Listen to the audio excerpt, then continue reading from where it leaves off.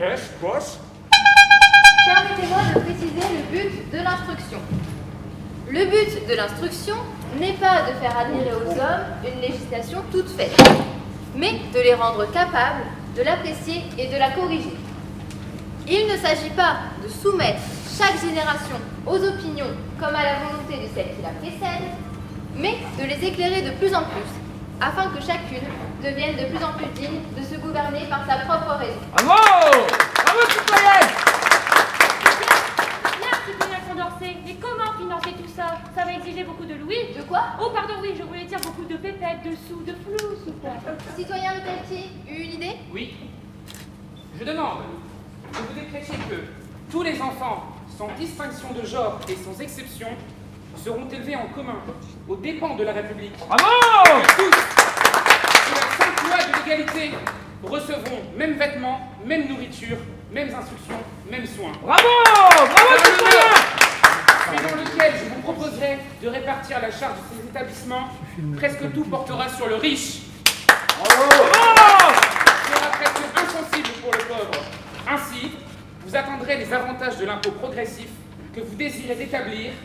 Ainsi, sans convulsion et sans injustice, vous effacerez les énormes disparités de fortune dont l'existence est une calamité publique. Oh, bravo, citoyen Le Pelletier! Bravo, Le Pelletier!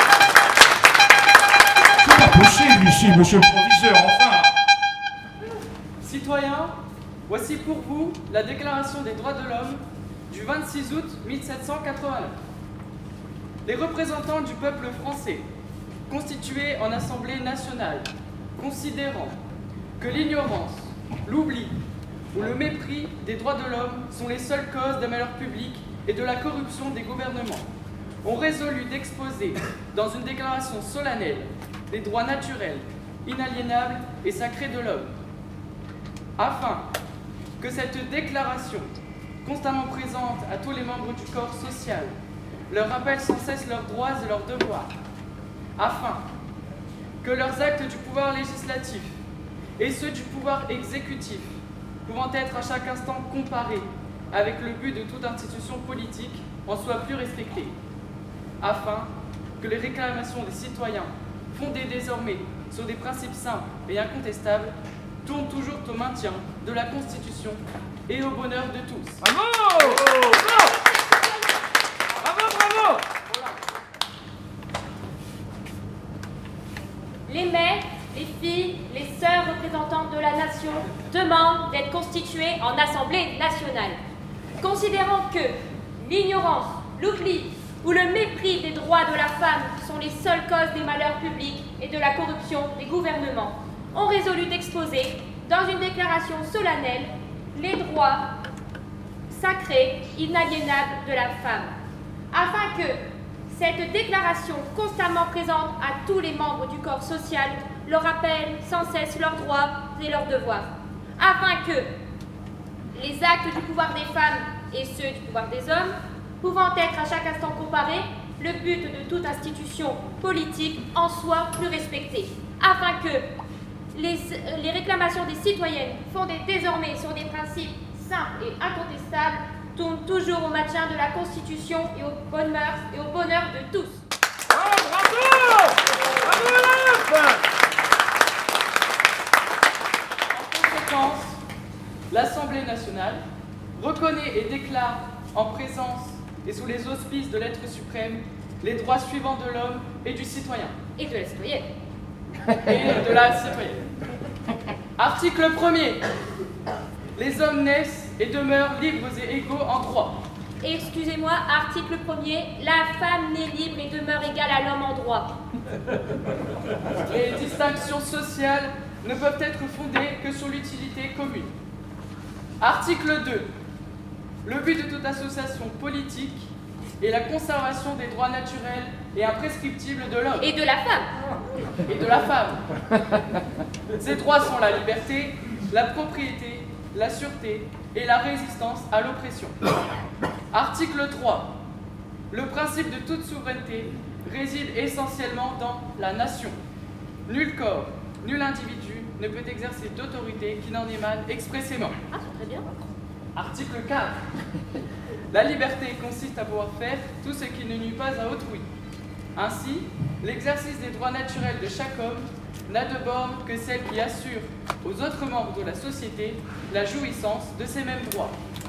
Ces bornes ne peuvent être déterminées que par la loi. Article 4. La liberté et la justice consistent à rendre tout ce qui appartient à autrui. Ainsi, l'exercice des droits naturels de la femme n'a de borne que la tyrannie perpétuelle que l'homme lui oppose. Oui, ces bornes doivent être réformées par les lois de la nature et de la raison. Oh! Bravo, Olympe!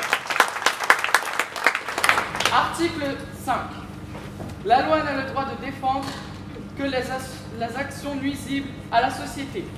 Tout ce qui n'est pas défendu par la loi ne peut être empêché, et nul ne peut être contraint à faire ce qu'elle n'ordonne pas. Oh, j'ai rien à vous dire.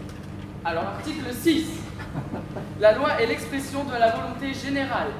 Tous les Et citoyens toutes les citoyennes et toutes les citoyennes ont droit de concourir personnellement ou par leurs représentants à sa formation. Elle doit être la même pour tous, soit qu'elle protège, soit qu'elle punisse. Tous les citoyens... et toutes les citoyennes. Écoutez, citoyennes 2, ça sera beaucoup mieux. Eh bien, très bien, je vous remercie. Alors, toutes les citoyennes et tous les citoyens, étant égaux à ses yeux, sont également admissibles à toute dignité, place et emploi public, selon leur capacité et sans autre distinction que celle de leur vertu et de leur talent. Alors, article numéro 10. Nul ne doit être inquiété pour ses opinions, même fondamentales. La femme a le droit de monter sur l'échafaud, elle doit avoir également celui de monter à la tribune. Très bien, bravo la tribune! Olympe, présidente! Les différences particulières qui caractérisent les deux sexes pourront bien déterminer le genre d'études qui leur conviennent, mais non pas interdire à l'un des deux le soin de perfectionner les facultés communes à toute nature humaine.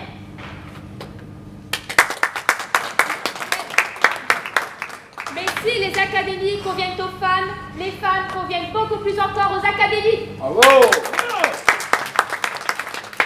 Pas seulement par leur lumière que les femmes contribueraient au progrès des lettres et à la gloire des sociétés savantes. C'est surtout par leur présence.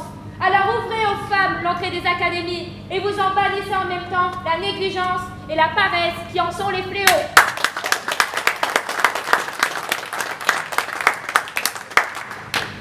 L'émulation, oui, messieurs, voilà la plus précieuse de toutes les obligations que les académies auraient aux femmes. C'est l'émulation qui enfante les talents et les vertus. Et quel moyen plus puissant pour l'exciter, ce sentiment généreux, que l'institution dont je parle. Quelle activité ne lui donnerait pas le désir de mériter les suffrages des juges intéressants auxquels elle nous donnerait le droit de soumettre sans cesse vos productions? Oui, messieurs, voilà le véritable encouragement qui convient aux hommes de lettres. L'opinion publique est lente à se former. Le fantôme brillant de l'immortalité se montre à lui dans une perspective éloignée. Et, au-delà de son tombeau, le suffrage des aimables compagnes de ses occupations littéraires lui offre une récompense présente et comme un triomphe continuel, le plus doux et le plus glorieux de tout ce que son ambition peut désirer.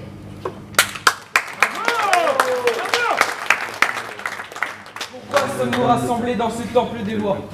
Sans doute pour rendre à la nation française l'exercice des droits imprescriptibles qui appartiennent à tous les hommes. Et à toutes les femmes. Tel est l'objet de toute constitution politique. Elle est juste, elle est libre si elle est remplie. Elle n'est qu'un attentat contre l'humanité si elle le contrarie. Tous les hommes Et toutes les femmes! et toutes les femmes naissent et demeurent libres et égaux en droit.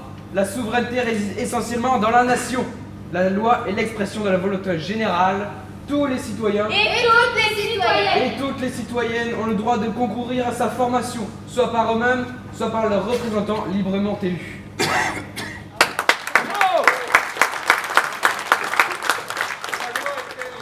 L'expression de la volonté générale, lorsque le plus grand nombre de ceux pour qui elle est faite ne peuvent concourir en aucune manière à sa formation, non. Tous les citoyens Et toutes les citoyennes. et toutes les citoyennes sont admissibles à tous les emplois publics sans aucune autre distinction que celle de leur vertu et de leur talent. Voilà les principes que vous avez consacrés. Citoyen Carton, Vous pouvez poursuivre.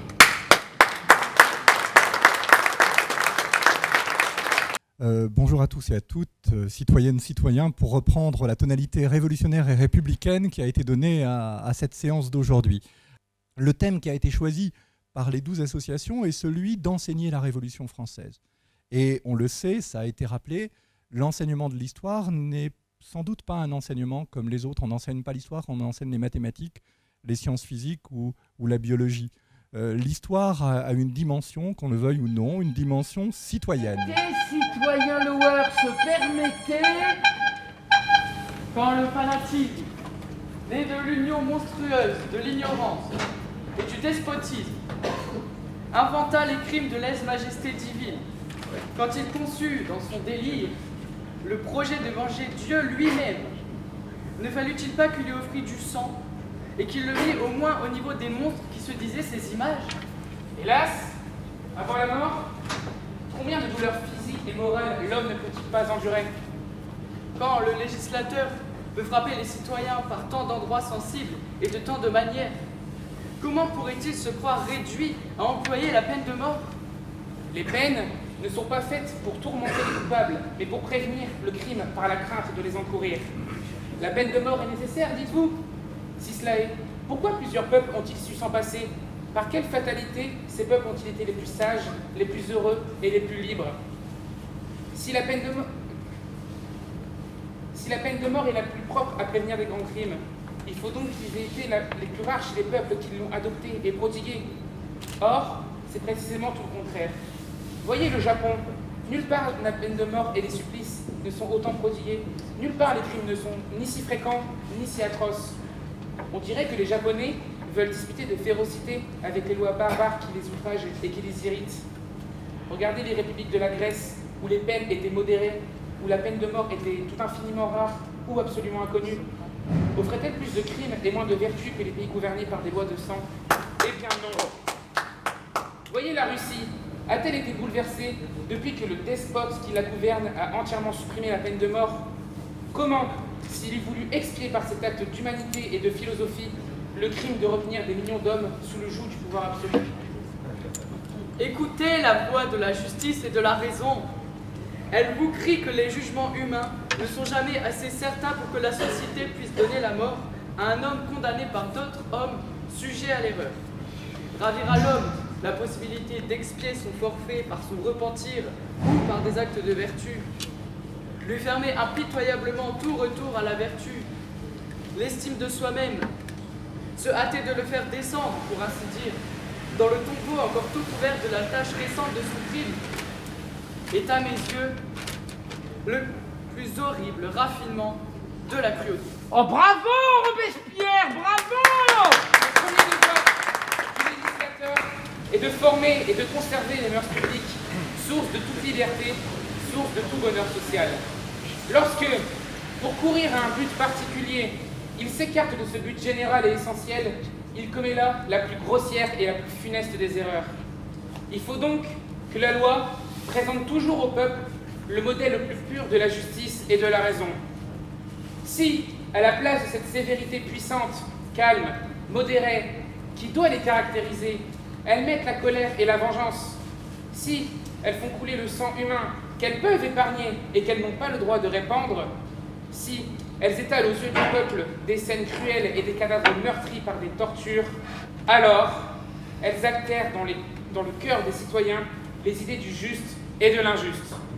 Elles font germer au sein de la société des préjugés féroces qui en produisent d'autres à leur tour. L'homme n'est plus pour l'homme un objet si sacré.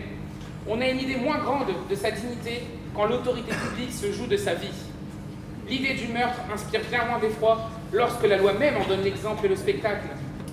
L'horreur du crime diminue dès qu'elle ne le punit plus que par un autre crime.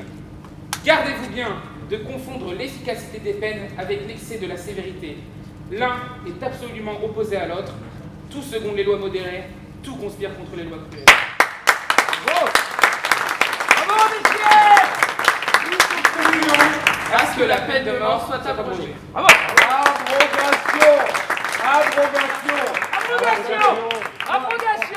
point à voir, c'est le droit de vote. Le droit de vote des juifs. On vous a dit sur les juifs des choses infiniment exagérées et souvent contraires à l'histoire. Comment peut-on leur opposer les persécutions dont ils ont été les victimes chez différents peuples? Ce sont au contraire des crimes nationaux que nous devons expier en leur rendant les droits imprescriptibles de l'homme dont aucune puissance humaine ne pouvait les dépouiller.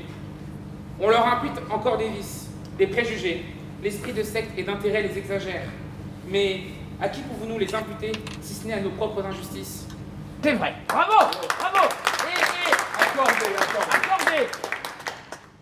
Et les comédiens alors, le droit de vote des comédiens quand même. Au sujet des comédiens, Ah bah oui, les comédiens. je ne crois pas que vous ayez besoin d'une loi au sujet justement des comédiens. Ah, bah Ceux qui ne sont pas exclus sont tout de même appelés. Ah, Il était bon cependant qu'un membre de cette assemblée vienne réclamer en faveur d'une classe trop longtemps opprimée. ah. Les comédiens mériteront davantage l'estime publique quand un absurde préjugé ne s'opposera plus à ce qu'ils l'obtiennent. Ah. Alors, les vertus des individus contribueront à épurer les spectacles et les théâtres deviendront des écoles publiques de principes, de bonnes mœurs et de patriotisme. Oh, bravo. Bravo, monsieur. Bravo.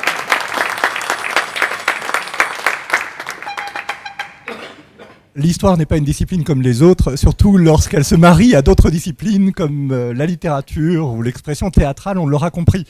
Et la Révolution française, dans l'histoire, est aussi une période tout à fait particulière pour les enseignants, bien évidemment, parce que c'est la période où la souveraineté nationale s'affirme, où les droits de l'homme sont déclarés, où la République va naître une première fois en 1792. Et c'est vrai que toute l'actualité de cette révolution, elle vient de nous être déclamée, notamment avec ce débat sur l'abolition de la peine de mort de mai-juin 1791, qui est le premier débat parlementaire français sur l'abolition de la peine de mort. Et ce qu'on oublie souvent, c'est que la peine de mort a été une première fois abolie en octobre 1795. Alors une abolition, c'est vrai, imparfaite, parce qu'on a aboli la peine de mort et cela devait entrer en action au moment du rétablissement de la paix. Ce n'a pas été, c'était le consulat. Et finalement, cette première abolition de la peine de mort, 1795, on a dû attendre il y a 40 ans cette année pour la voir effective. Et on sait que ce n'est pas la seule mesure de la Révolution qui a mis du temps à entrer dans les lois, même si la Révolution, par ailleurs, a des moments tragiques, on en convient tout à fait, bien évidemment. Mais pensons à l'abolition de l'esclavage, février 1794, il faut attendre 1848. Pensons aussi à certaines mesures comme l'égalité femmes-hommes. Je pense notamment à une loi totalement oubliée aujourd'hui d'octobre 1793. C'était l'époque où on élaborait un premier projet de code civil et on a fait entrer dans la loi à ce moment-là l'idée que la femme et l'homme avaient un droit égal dans la gestion des biens du couple. Cette loi-là, elle est entrée dans le code civil en 1985. La première fois qu'on l'a fait entrer dans la loi, c'était octobre 1793. Et on voit par là, bien évidemment, toute l'actualité de ce moment révolutionnaire qui est extraordinaire. Alors, toute une série de tables rondes, vous en avez la présentation dans le programme, et je n'entrerai pas dans le détail, va faire l'objet de toute une série de tables rondes, va revenir un petit peu sur ces moments parfois dramatiques, parfois exaltants par leur postérité. Et ces tables rondes ont pu être montées notamment grâce à la PSG, je pense à Evelyne Prouveau, qui nous a énormément aidé pour l'élaboration de ces tables rondes. Je pense à son vice-président aussi, François Darocha-Carnero, qui est présent et que je salue.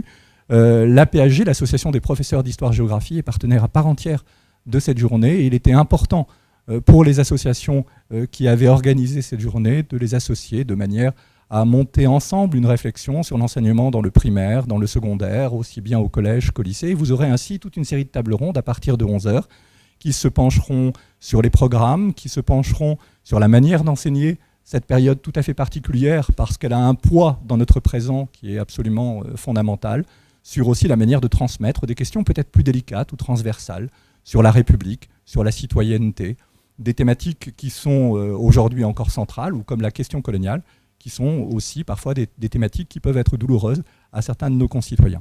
Parce que je suis attendu juste parce que c'est un peu l'objet de votre colloque.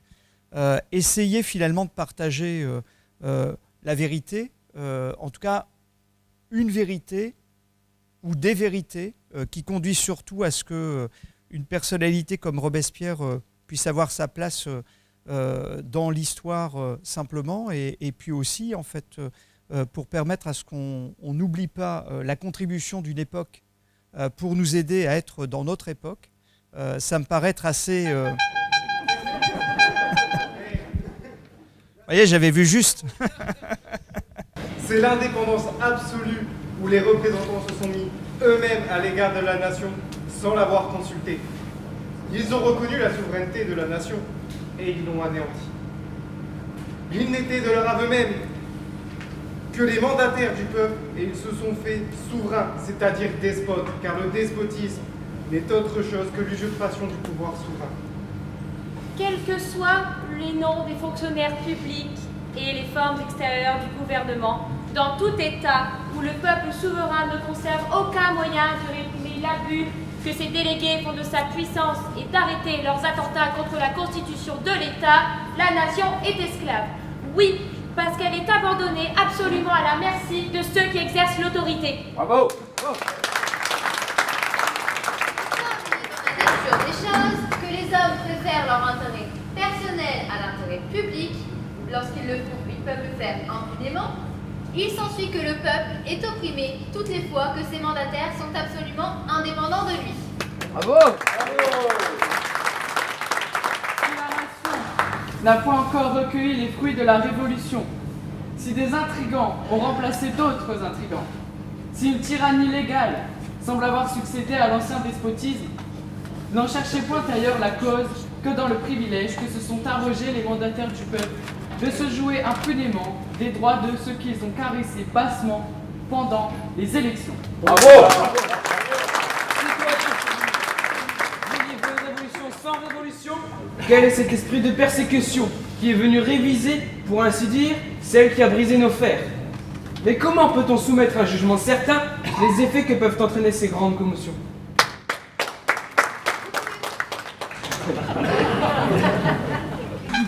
Je vais... Permettez, Oui, citoyen.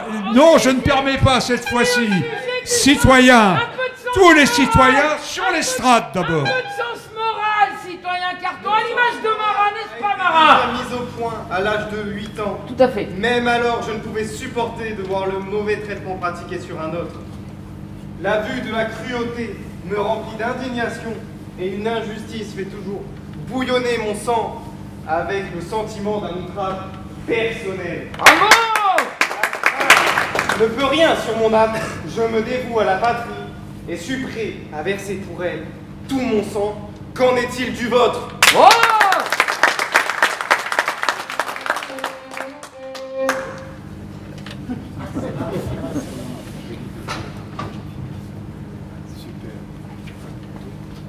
On y va? Vas-y!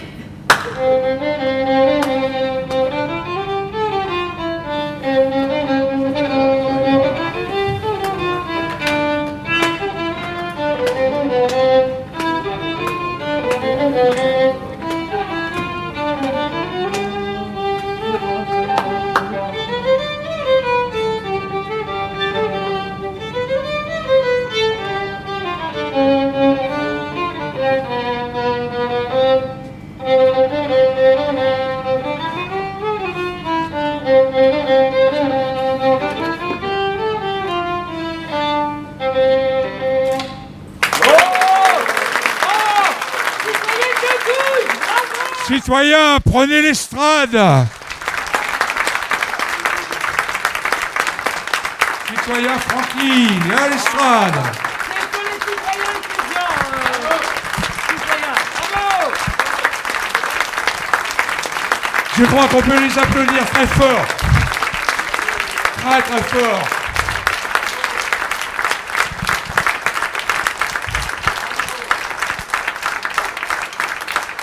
Honneur aux jeunes citoyennes et citoyens. Merci encore, c'est un moment d'émotion vraiment très fort. Alors, ces citoyennes ont été aidés, mis en scène avec vue sur la mer. Je crois qu'on peut les remercier. C'est bien sûr Stéphane Verru et Francky qui sont là. Et puis, je vais vous laisser vous présenter les uns après les autres. On a dit honneur aux dames, donc voilà. Donc, alors moi c'est Madeleine Rémy, donc je suis actuellement en première année de licence de littérature anglaise LLCER à Arras, à l'université d'Artois, et donc je suis également violoniste et pianiste au conservatoire d'Arras depuis 2016, mais je pratique le violon depuis que j'ai 10 ans. Voilà. Et ancienne élève du lycée Robespierre. Ah oui, bien sûr, et je suis aussi ancienne élève du lycée Robespierre. Voilà. Alors, moi, je m'appelle Alex Bajard. Je suis en première année de licence de géographie à l'université d'Artois aussi, à Arras. Et je suis un ancien élève du lycée Robespierre.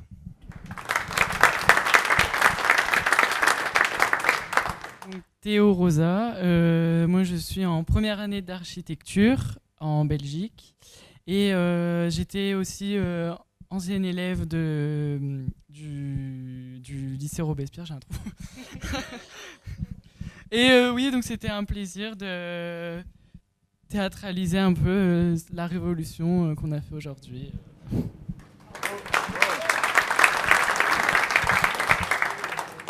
Je m'appelle Mariva Mathieu, je suis en première année de licence d'histoire à l'université d'Artois et également ancienne lycéenne à Robespierre. Voilà.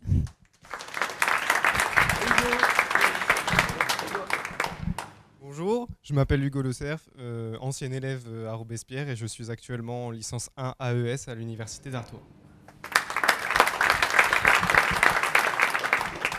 Alors, moi je m'appelle Nolan Barra, je suis le seul élève encore au lycée. En terminale avec Monsieur Vandoula que vous voyez là, je le remercie beaucoup. Et Monsieur Viard également. Et je suis très honoré d'avoir pu participer à cette aventure incroyable. Et merci à tous. Wow.